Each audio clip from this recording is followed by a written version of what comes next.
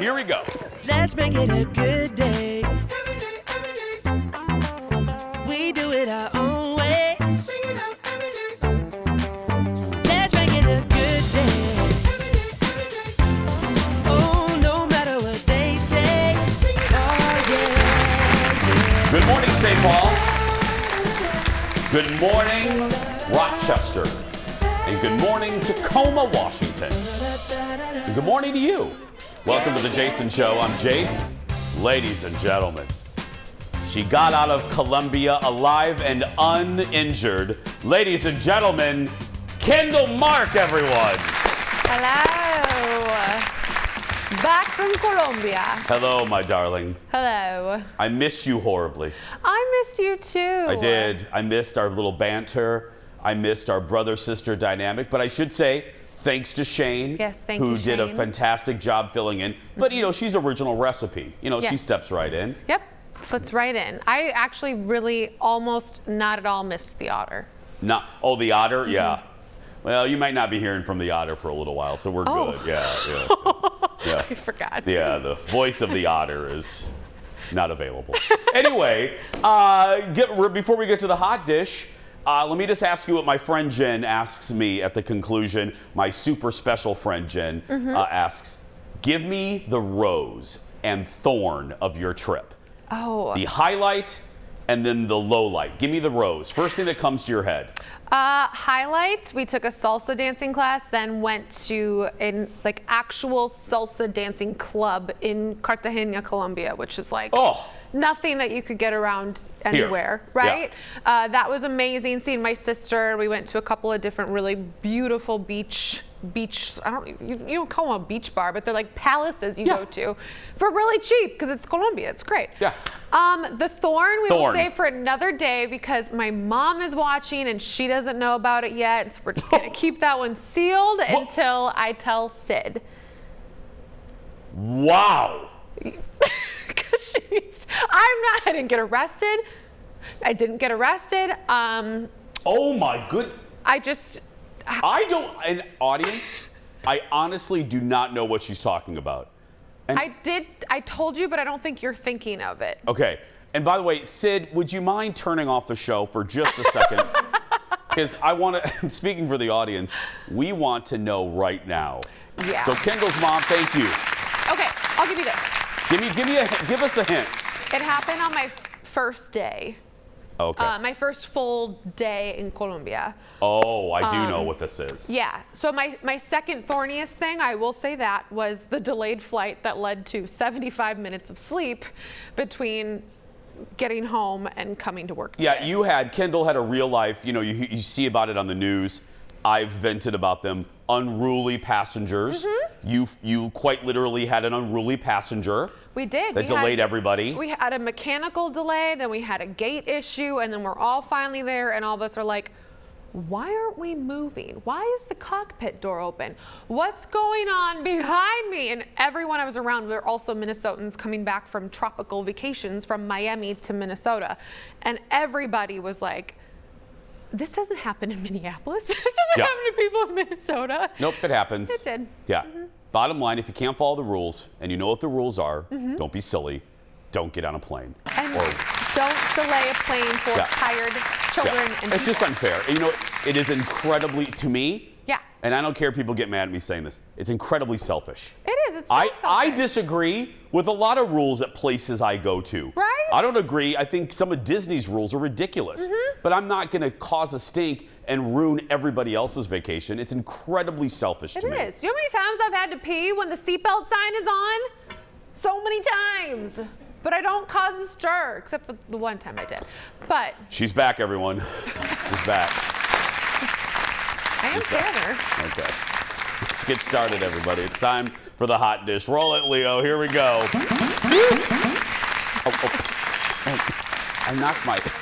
I just knocked myself with the spoon. Face, yeah, no. Stephen Colbert's production company has a special coming to its own network, the CBS, and it's all about the fact. We can even take about one. It is, I was told, the fastest growing sport in America. Pickled will be a funny, celebrity-packed Pickleball tournament. The show will be a 2-hour special event. They will team up with the folks at Funny or Die, and we don't know when it's going to premiere. We don't know when it's going to premiere yet. This, though, what a great idea. What a way to get in front of the trend. Not do it when, everyone, because it is, because here's the deal. This reminded me of the time that I played pickleball. And that was about 6-7 months ago. Look at this. I think we have a little video. There I am with my pickleball coach. And he told me it is and he's a professional, it's the fastest growing sport. It was at the time. I think it probably still is. Probably. Well, you were saying too that he was saying it's just a lot of people have a lot of fun with it. It's very easy. Yes. So I understood the rules. It's like smaller tennis. It's tennis and ping pong and badminton if they slept together.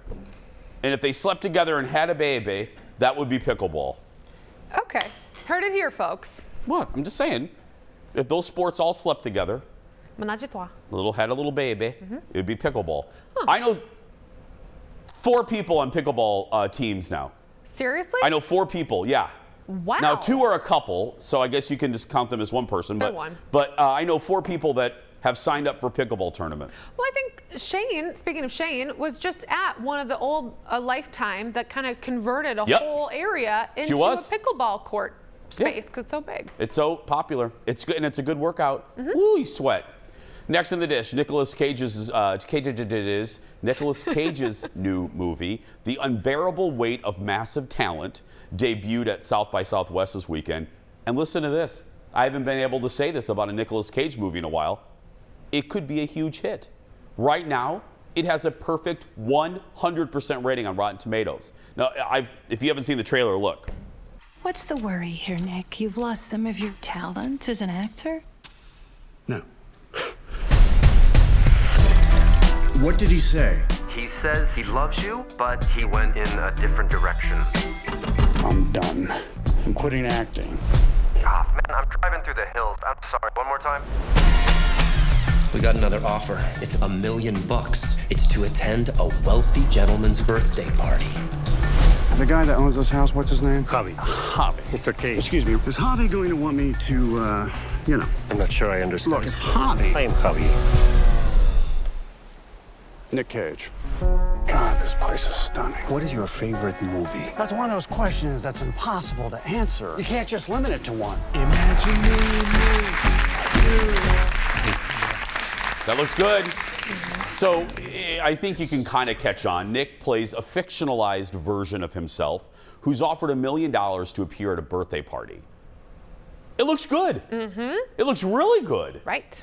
And Nick, look, he's a little goofy nowadays. Yes. But you got to give him credit. He can poke fun at himself. You got to love that. And Tiffany Haddish is in it, and I love her. She plays like a CIA agent or FBI agent. Seriously? Seriously, oh, that's yeah. good. I like that right off the bat. It doesn't give anything away, but they essentially come to him, Nicolas Cage, and they're like, we actually need to use you as an operative.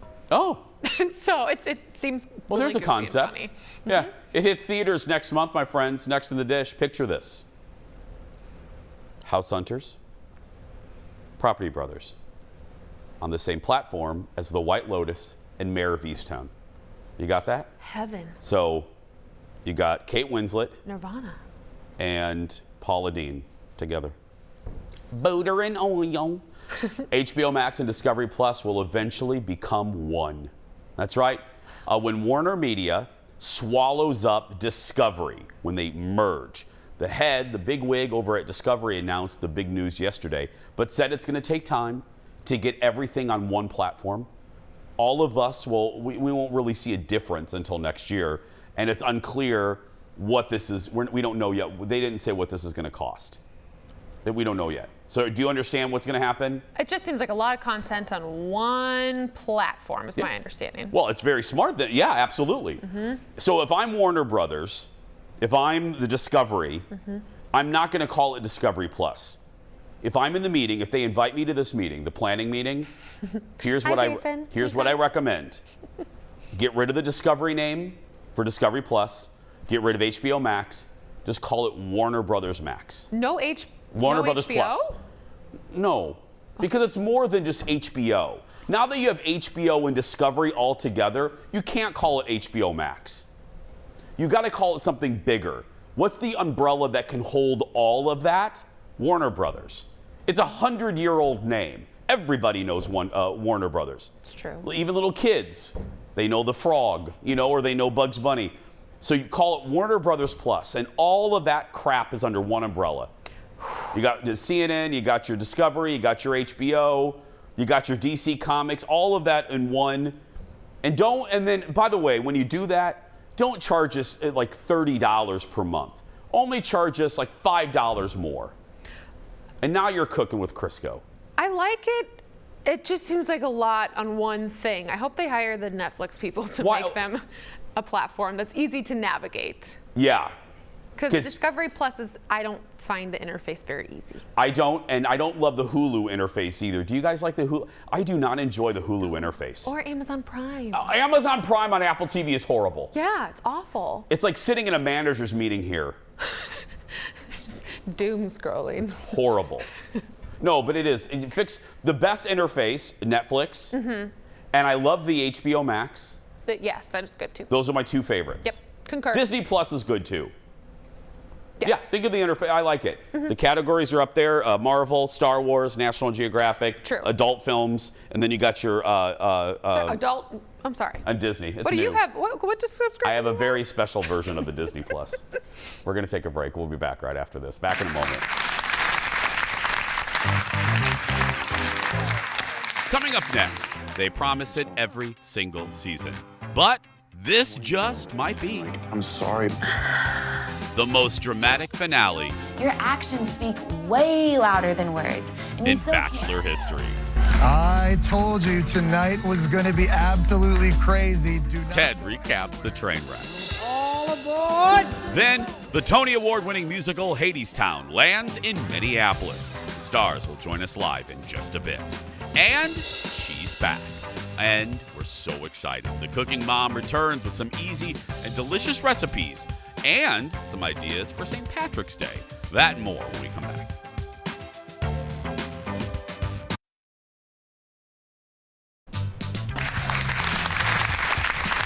Welcome back. Need to throw my spoon down there. Seth Meyers was a guest on Fallon. He just walked right down the hallway. That's great. It's like me going on Good Day. And talked about the time he bombed at Madison Square Garden. And that is our late night rewind. Remember there was that Madison Square Garden benefit for Sandy, Hurricane Sandy. Yes. It was like the biggest bands in the world. Oh, yeah. And someone reached out to Lorne and said, we'd love to have SNL do something. And the best Lorne could come up with was me as myself and Bobby Moynihan as Drunk Uncle. Drunk Uncle was an A+ Weekend Update character. Yeah, absolutely. Always crushed. Yes. Me and Bobby went out and did Drunk Uncle, I think, between The Who and Arcade Fire. In Madison Square Garden. And I remember we were standing backstage and it was starting to dawn on us this was a terrible idea. Yeah. And Chris Rock walked up to us and he just looked, because Bobby was in costume, and he looked at us and he went, "You're gonna do sketches? You're gonna go out there and you're gonna do a sketch?" It's like, ladies and gentlemen, give it up for The Who! And now here's a sketch. It was like a high school talent show. What an awful idea. Awful. No, you don't do that. No. Well, it was night 2 of the Bachelor finale last night. We left off with Clayton realizing he wanted to try and woo back Susie. But first, that meant he needed to break up with 2 other ladies. Take a look. I really, through everything that I've done what I thought was best and followed my heart, but I realized that I've caused so much pain. And I wish that I could take it all back. I absolutely saw a future with you both and told you that I loved you, and I meant all of that. But I realized that it's not feasibly possible for me to be in love with 3 women like I said I was. And, everybody deserves to have someone give them 100% of their heart. And unfortunately, I just can't be that person for either of you because my heart's no longer here. It's with Susie. Oh my goodness. That did not go over well. Was Clayton able to move forward with Susie, or did his quest for love end in an epic disaster? That question will be answered because it's time once again for 32% of America loves Ted. Joining us for the last time this season in Bachelor Nation headquarters with no technical difficulties today, it's Ted Johnson. Good morning. Ted, you heard what I said in the tease. This might actually be the first time the show lives up to the hyperbole in the ABC promos. This whole season was pretty lame. Yeah. But last night, phenomenal. All worth it. How did Gabby, I mean, we just saw their faces and we feel for them. How did Gabby and Rachel take it? Not well. Here's the thing. If you tell two women that you love them and you proceed to do things in the fantasy suites with them, it's probably not a good idea to do a joint breakup. Wait a minute. Did he, just to recap for the audience that doesn't watch it like me, did he bump uglies with both of them? Yes. What? He bumped uglies with both of them and then told both of them that he did it with the other one. So tacky. Okay, continue. But so he goes into their room and he breaks up with them as they're sitting there. And I don't know, maybe put a wall in between them and break up with them individually. Anyways, they didn't like it. They ripped into him then. And then in the post-show, they gave him a piece of their mind, both of them. It was just nonstop incoming fire, and he sat there. To his credit, he took it. He's like, yeah, I messed up. So, you know. So he tried to get, so he dumped them in the hopes that he would get Susie back. The epic Hail Mary. He's trying to get Susie, because remember, he told Susie he loved her, but then revealed to Susie that he slept with the other two. Susie said, well, see you later. So then Susie stays in Iceland. He goes and he says, Susie, I love you. The ring is here. This is how serious I am. The ring is here. And she goes, I don't think so. What? Yeah, she goes, I don't think so. And he goes, just for clarification, are you saying it's over, or are you saying maybe not an engagement? She goes, no, it's over. Okay, was that the end of it then? Was it the end of the Susie story? I thought so, and America thought so. But, you know, Chris Harrison isn't here anymore. Jesse Palmer, I've been lukewarm on him all season, but last night he stepped up to the plate in a big way. Take a look.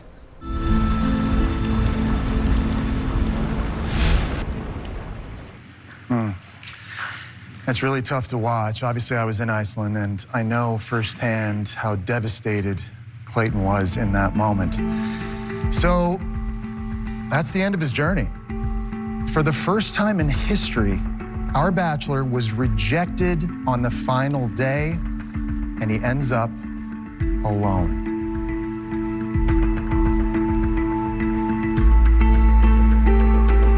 Or does he? I told you tonight was going to be absolutely crazy. Do not go anywhere. We'll be right back. Yes! Ted. Epic. I got tears in my eyes. That was amazing. Ted, can you give America the eyebrow like he did. Do it. Ted, you can't. Ted, are you unable to lift your eyebrow? Okay, that's good, buddy. Don't do that for the missus. Anyway, so what happened? So is he single? He's not? What's the deal? So then they say that Susie reached out to him when they got home. They cleared their heads, and now they are a couple again. Susie and Clayton are together. Oh. And he's moving in with her this week. Wow. This week? Yeah, they are. Well, because the show ended like 4 months ago, so I guess they've been dating for a few months now. Now, there was another big headline you and I were discussing this morning. Another big headline came out of this show, right? Concerning the Bachelorettes, plural.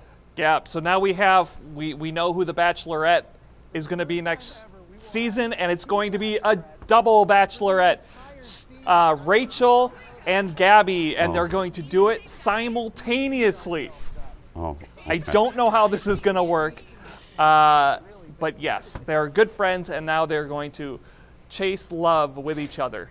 And you'll be there to document it all, right, Ted? Every step of the way. Ladies and gentlemen, America, that's Ted Johnson right there. Thank you, buddy. Thank you.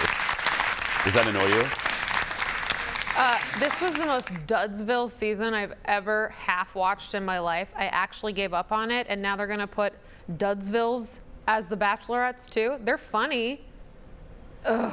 But they're Dudsville. Why are you saying that? Because is it the lack of sleep you're experiencing, or do you actually find them both boring? I find I like them as like people. I think they seem like nice, fun people. Do I think they should lead a season after a Dudsville season? No. Get some fire up in there. And also, too, the show's bad enough with one. Right? Like, how are you going to do... Yeah. Have fun with that, producers. Yeah, have fun. Next on the dish. Have you ever wondered how TV shows make their whoopee scenes look so believable? Yes, all the time. Have you ever thought to yourself, why does that sex scene look so believable? Well, a Bridgerton star is pulling back the curtain on how the show does it. In an interview with the Radio Times in London, dude said the show has an intimacy coordinator. I think we should get one of those here. Eric and I were snuggling on the couch a couple days ago. So this coordinator makes sure rules are followed, and there needs to be three barriers during a whoopee scene. 3 barriers. In some cases, they use, and I'm not making this up, a half-inflated netball, which basically is like a volleyball. At this time, ladies and gentlemen, I would like you all to close your eyes and get that visual. I'll wait. Oh. Thank you. Okay. He says it's silly, but it can be pretty realistic, but less awkward. All kidding aside, can you imagine? I mean, what if you don't like your co-star, you know? Or what if you're just basic decency. How uncomfortable is that? You're rubbing around and under, oh, no. What does the volleyball think? Yeah, I mean, if the volleyball could talk. But that was my favorite visual, a half-inflated volleyball. Right? Right there in the middle of the love den. Plus 2 other barriers. There needs to be 3 barriers. That's my rule with executive producer Jeff, too. 3. Needs to be 3 barriers before he can approach me. Don't make it 2. Don't make it 2. It has to be 3. No, hey, for the safety of all involved, all snark aside, because you got to protect these actors and actresses, if we can put the snark away, because there are pervy people out there. Yeah. All I can think of is Wilson. Yeah, Wilson. She's back, everyone. She's back and fresh as a daisy from Colombia. Next on the dish, Teresa Giudice was on Watch What Happens Live last night, and she played a great game called Truth or Toot with Lonnie Love. Look. Lonnie Love, out of all the Real Housewives who have guest hosted The Real, who were you most disappointed by? Probably Lisa Rinna, because I thought she would give us a little bit more, and she didn't. All right, spin it around, guys. Y'all say the truth, right? Teresa, say 3 things you miss about Caroline Manzo. Nothing, nothing, and nothing. Yeah.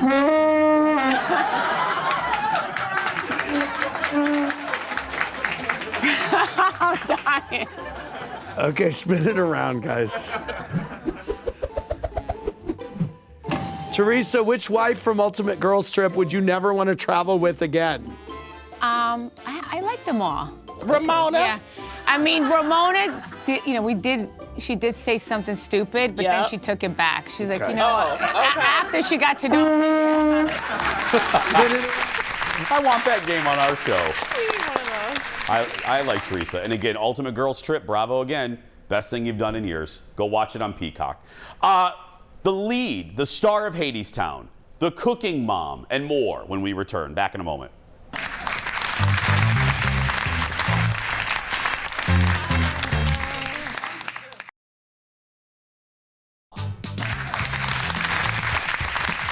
Going to the theater. Welcome back, friends. The Broadway smash Hadestown is now on stage at the Orpheum right here in Minneapolis. If you're watching us from other parts of the country, it'll come, believe me. It won 8 Tonys in 2019 and a Grammy. And we're lucky to have Hades himself on the show. Please welcome Kevin Morrow. Hi, Kevin. Morning. Kevin, I had a couple friends there last night. I was unable to attend. I saw the show on Broadway back in December. But I spoke to these friends in preparation for this interview, and it was nothing but bravos and standing ovations, and wow, Kevin was amazing as Hades. Thank you. I got to tell you, having seen it in New York, is your voice naturally that low, my friend? Because for people that haven't seen it, it is Hades is very bassy like this. How do you get yourself to that? I wake up in the morning. Greatest answer ever, Kevin. Yeah, this is one of those shows where I'm fortunately, for the first time actually ever, I'm able to use my voice in its natural place. Because normally I'm required to sing much higher and all of that, and that's a lot of work. It's a lot of work, but not nearly as much as I can just be me, which is great.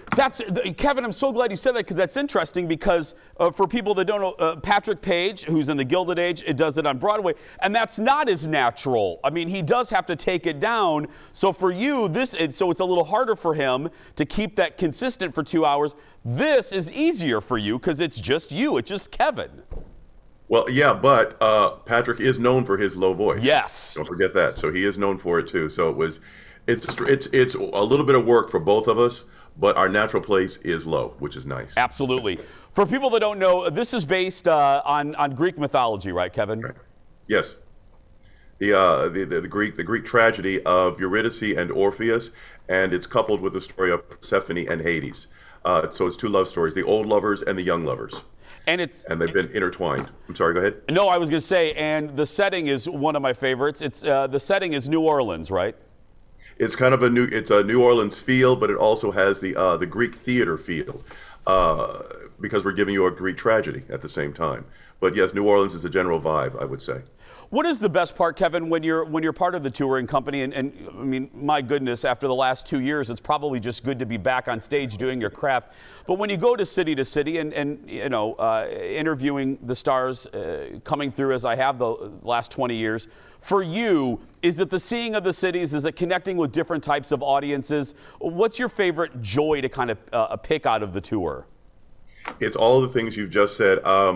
Being older in the cast, I've toured a great deal in the past, and I'm going back to cities that I haven't been to in years, and it's nice to see things that I hadn't seen in years, or things that I never saw when I was there the first 3 or 4 times. Like coming out of Memphis, I had never been to Graceland, and I played Memphis probably 3 or 4 times in the past. So it's going to see sights that I haven't seen, as well as seeing the people and the various reactions of the audiences that we get, and interacting with them. And how do you know, Kevin, I have always wondered this too, you're backstage, you're in the wings. When is it, describe the moment when you know the audience is tracking with you guys, when the audience is just one of those great, you're smiling because you know what I mean, because there are no Minneapolis audiences, but you can have a kind of quiet audience. Is there a moment when you know, oh, this is going to be a long night? It's usually from actually the top of the show. Really? We can tell. Yes. When Hermes, our narrator, so to speak, when he walks in, and the response that he gets from them when he first presents himself and introduces himself, that is usually the key where I know what kind of audience we're going to have and what kind of night it's going to be. But regardless of if they start off quiet, by the end of the show, by intermission, we'll know we've got them. Absolutely. Having seen it, the song right before the intermission, Kevin, I shared the story with the audience when I came back. I had a guy, Kevin, that was sitting behind me, and there's a moment where the music crescendos, as Kevin knows, and there's silence. And I had a guy behind me, Kevin, that broke the silence, and he goes, huh. As loud, he had the loudest harumph, Kevin. And I thought, oh my goodness. And I looked at the actors on stage and I thought, oh my goodness. I know they heard him because we were like in the 3rd row. It was quite comical. But did that signify to you that he had been caught up in the show? He was, because Kevin, it was like, Kevin. I thought to myself, he's figuring it out. He just had a a transformative moment here. Totally. This is a sidebar in that vein. My mother, who's 90, she came to see the show when we were in D.C. And I asked her after the show, and I said, she's seen all my performances over the years. And I said, so Mom, did you get it? And she goes, yeah, I got it. Now, it took me a minute. Because it's a different kind of show. It took me a minute, but I got it. Okay. That's all I need. If your mama knows, then you're good. That's right. You know you're good for the right. You're done. Kevin, what a pleasure. Please enjoy our city. I hope the audiences, I know they will. We have great audiences here. Yeah, you do. And years ago, I performed here at the Guthrie, and so I'm very excited to be back. Well, we're excited to have you. Thank you so much, Kevin. Thank you. Bye-bye, everybody. Tickets are still available, my friends. Hadestown is playing at the Orpheum through Sunday. For tickets, go to HennepinTheaterTrust.org. And please do it if you waited. And then go downtown and go early and get a cocktail at a great restaurant. Support. We got to get the vibrancy back in the downtown. So you'll have a good evening at the same time. We're going to take a break. The Cooking Mom is back when we return. Back in a moment.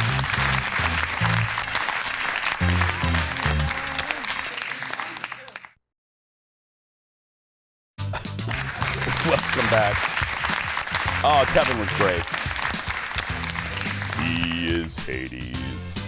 Well, our next guest is one of our favorites, especially when it comes to cooking up something delicious, but keeping it simple. Please welcome back to the show. She's family. There she is, the Cooking Mom, Amy Hatton. Hi, Amy. Hey, Jace, I missed you. And I have a recipe you're going to love because it's got beer in it, and I know how much you love opening beer. Yeah, you know that moment's in the opening credits now, Amy. Did you? Is it? Yes. Yeah. Oh, well, great. Me spitting up beer is in our opening title sequence. Hey, before we get started, and I don't want to pry, I don't want to get in your business, but you shared it on social, so we thought it was okay. And Lord knows our audience loves you. You had a health battle recently, so I just want to check up. How you doing? I'm doing so great, Jace. I'm really, really, really lucky. Yeah, went in for seriously a routine dermatology appointment. It'd been like 2 years because of COVID. I had a really small mole that had been bothering me. So I went in to get that checked. And when I was in the appointment, you know, she gets out like, I don't know, some sort of a magnifying glass and goes over my entire body. And there was a little teeny bump on my face. I thought it was like a pimple or something, to be real. And sure enough, she's like, we're going to do a biopsy on these couple of things. And I'm like, what? 2 days later, I get the phone call. And yes, indeed, I had actually, the mole was fine, but this little bump on my face was skin cancer. And I know there have been so many people, friends, family, viewers out there that have battled all sorts of types of skin cancer. This was very minor, caught it early, but you know, no one wants to hear those words. Surgery went really well, and yeah, you can barely notice it. So reminder, and that's the only reason I went on socials, because that kind of stuff is kind of personal and private, and it was emotional and scary because get in there and get checked out. You never know what you're going to find. Absolutely. Well, obviously, we're thrilled.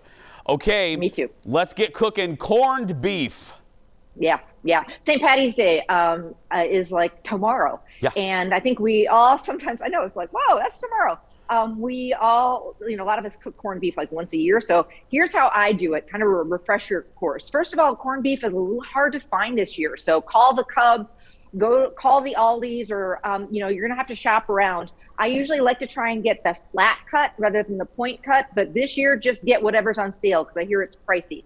I do mine in my slow cooker, because corned beef needs some time. You can't rush it. It takes hours because it needs to get really tender. So the slow cooker really works great. So you know me, I love my slow cooker liners. I'm gonna kind of form a rack in the bottom of the slow cooker. I'm gonna throw some onions down there, and I'm gonna throw some celery down there.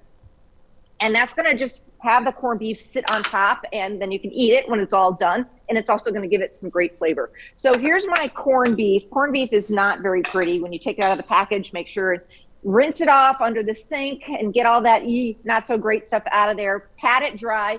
And then inside, you're going to find a little seasoning packet. Don't throw that away. All right, so my corned beef is going to go right on top. I do mine fat side up. Get a big one or get two of them. because it really, after it cooks all day low and slow, it shrinks down. And I like the leftovers because you can make Reubens, and I make a Reuben soup, Reuben egg rolls, Reuben quiche, you name it. Leftovers are a good thing. All right, then goes the seasoning packet, which has peppercorns and all bay leaf and all that kind of jazz in there. And now is the really important thing. Most people, old school, would just cook their corned beef with water. I'm going to throw some water on top, but you need some more flavor than that. So here comes the beer. Jason loves opening beer. Opening the beer. Have you gotten any better at it, Jason? What do you think? Absolutely not.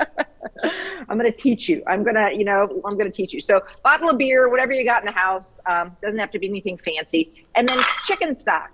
So that's it. Lid goes on. This cooks low and slow all day long until it's tender as all get out. House smells amazing. Okay. You can also do the same. Yeah, go ahead. Hold it and don't save the rest because we're going to take a break. Okay. We'll see it on the other side, and Amy has one more recipe. More with the Cooking Mom when we come back. Back in a moment.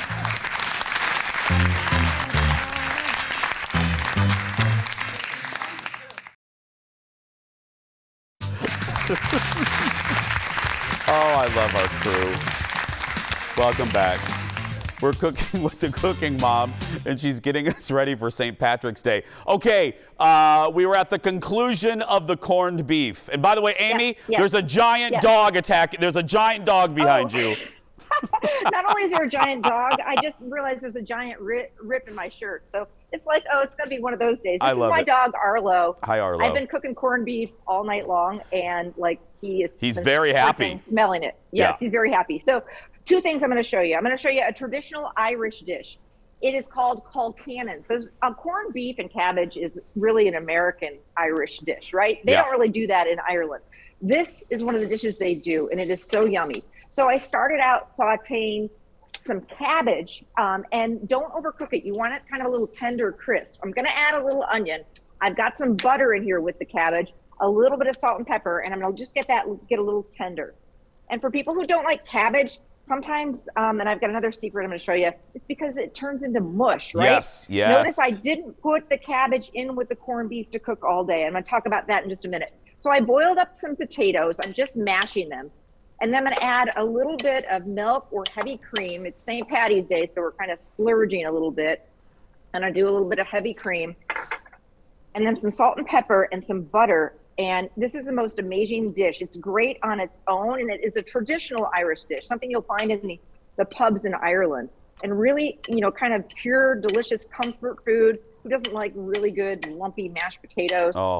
And then here's how they serve it. I know it's so crazy delicious. So here's how it goes. So you take some of these mashed potatoes. Okay. And put them in a big bowl, right? I mean, everybody gets their own bowl is how this works. Nice big bowl. I mean, bring on the mashed potatoes. And I like lumpy ones too. You just said lumpy. Don't you? I like mine lumpy, don't you, Amy? Totally. Yeah. That's how you know they're homemade. Yes. Okay. So don't eat my earbud, Arlo. Okay. So then we're going to do some of the cabbage. You can kind of do it around or mix it in. A little bit of shredded corned beef on top of this is a great way to use leftover corned beef. And then here's like the most amazing part of this recipe. We're going to take a big bunch of butter. Irish butter is fantastic. That's fantastic. Yeah. And it kind of melts in there. And oh my gosh, this is like the mother of all comfort food. Colcannon potatoes. You learned something new today. Okay, one more thing. I want to show you my corned beef. Yeah. And how crazy tender it is. And my other thing I wanted to show you is roast your vegetables this year. Try it. Either put them in your slow cooker at the very end, like the last hour. But what I like to do, the kind of the foodie, trendy way to do it is put your cabbage, your potatoes, your carrots, and really pretty to kind of leave them whole like this. And then drizzle them with olive oil, get them into a 425-degree oven, salt and pepper until they get a little brown around the edges. Wait till you see these potatoes and my corned beef. I mean, this is kind of like one of those taking it to the next level, and we all are foodies these days, you know. So Amy, you said just to keep up. So roast them first and then put them in for the last hour, or put them in there. Got it. Okay. You got two choices. If you want to go old school, throw them in. Well, old school, you'd put it all in at the same time and cook it all day long. Okay. My way to do it is the last hour and a half of cooking. Throw your potatoes, your cabbage, your carrots in with the liquid of the corned beef. turn it up to high, let it cook another hour, or roast them like this. And I'm telling you, try it this way, because this is the killer way to do it. So here's my corned beef. And we had this last night for dinner. And even people who don't like cabbage and it's just not mushy. It just gets kind of caramelized. So there's my corned beef, and it's all shredded apart and so yummy. We love this with horseradish or really good grainy mustard. And then you've got your cabbage and your potatoes and your carrots, and it's like, move over old school boiled dinner. This is the new way to do it. And it's really easy, Jason. It's actually pretty healthy, you know? Yeah. I was just going to say. Look at these carrots. Those carrots look really good. Because I don't like potatoes. See, that's the only thing. I like a slow cooker, but I think a lot of people now, I don't want everything the same mush level. You know what I mean? I want some texture. So if there's some crispness on those potatoes, you know what I mean, Aim? It doesn't all taste the same. And the cabbage, like the cabbage actually has texture, and it gets those little brown bits. Don't be afraid to, if you're not, getting those brown bits, you can turn the broiler on the last couple of minutes. Also, people are afraid, Jace, to turn their oven up to like 425, 450. It's not going to be like a rocket ship and take off to outer space.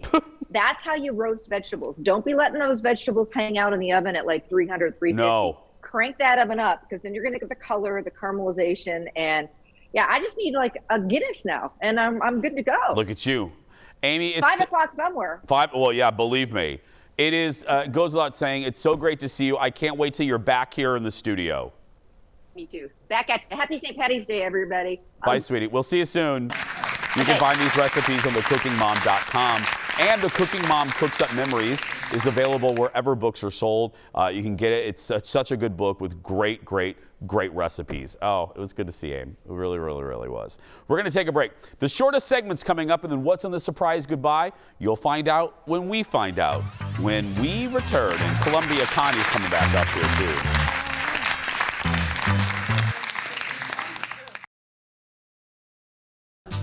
Welcome back. We have a fun shortest segment today. It's announcing another JVIP. Congratulations to Jennifer McGinnis. She says she loves the show, and if she's in a bad or sad mood, she tells herself our show is coming on, and by the middle of the theme song, she's all better. How sweet is that? Thank you, Jennifer. Jennifer gets a Jason Show mug, and she's entered to win the monthly grand prize. That includes coming to the studio to watch the show, $150 accessories gift card to Becker Furniture World, and a $200 gift card from Wood House Spa. Congratulations. The surprise goodbye when we return. Back in a moment.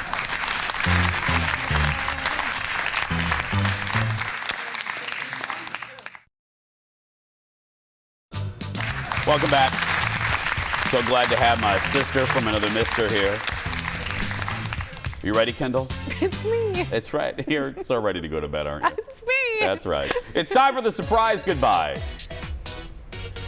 So we have no idea what's in this until right now. File this under stupid crap photographer Eric sends to Ted and Jeff.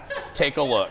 I was sitting way back in the very last pew, showing him to my good buddy Hugh when that squirrel got loose, went totally berserk. The squirrel ran up Hard Newland's coveralls, and Hard leaped to his feet and said, "Something's got a hold on me!" Yeah! The day the squirrel went berserk in the first self-righteous church in that sleepy little town of Pascagoula.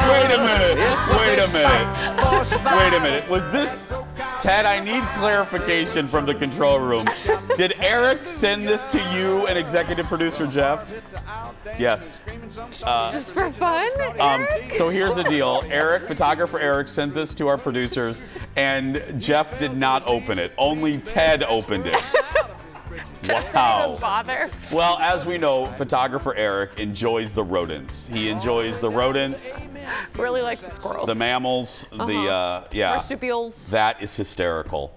That is. Where do you find this stuff? And really quickly, the last 30 seconds, can I tell you, remember when I said I love our crew? What happened was during the commercial break, I was talking about somebody that I know, and I said, you know, the old saying is, never go on vacation because the people around you realize how horrible you are at your job. And I forgot that Kendall was sitting right there. And we all went. I didn't mean you. I was talking about another situation. He like covered his face right after. Whoops, but I forgot that she just got back from vacation. I swear it wasn't you. I love you. Tomorrow on the show, travel is getting back to normal and more expensive. The Thrifty Traveler is back to show you how you can beat the rush. But right now, that's going to do it for us. If you're watching and you're a kid that's being bullied, go out there and be yourself because nobody can tell you're doing it wrong. Thanks for watching, everybody. You're great at your...